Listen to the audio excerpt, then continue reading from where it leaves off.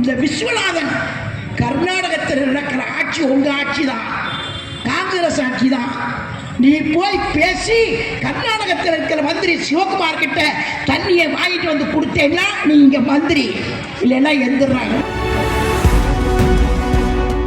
களவாணி கூட்டமா இதெல்லாம் திருட்டு கள்ளக்காதலா இது?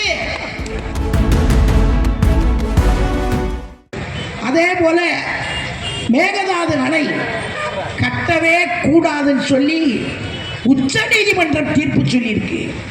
உச்ச நீதிமன்றத்தில் தீர்ப்பு பெற்று தந்தவர் எங்கள் அன்னை புரட்சி தலைவி அம்மா அவர்கள். தீர்ப்பை பெற்று தந்தவர். மேகதாது அணை கட்டுவதற்கு பக்கத்தில் இருக்கிற மாநில அரசுகள் ஒப்புதல் பெற்றது பிறகுதான் நீங்க அணை கட்டணும் அப்படின்னு சொல்லி அதில் ஒரு வரி இருக்கு.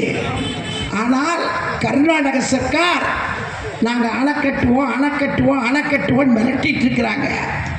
அதை அணை கட்டினா இங்கே குடிநீர் ஆதாரம், விவசாயத்திற்குரிய ஆதாரம் நமக்கு அத்தனை பொய்த்து போய்விடும்.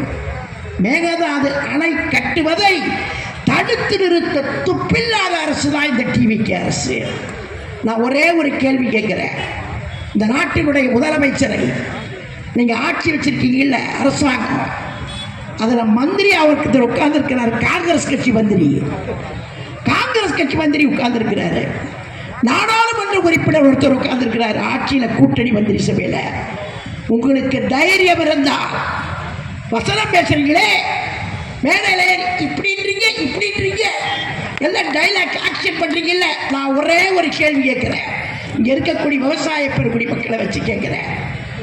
இந்த விஸ்வநாதன் கர்நாடகத்தில் நடக்கிற ஆட்சி உங்க ஆட்சி தான், காங்கிரஸ் ஆட்சி தான்.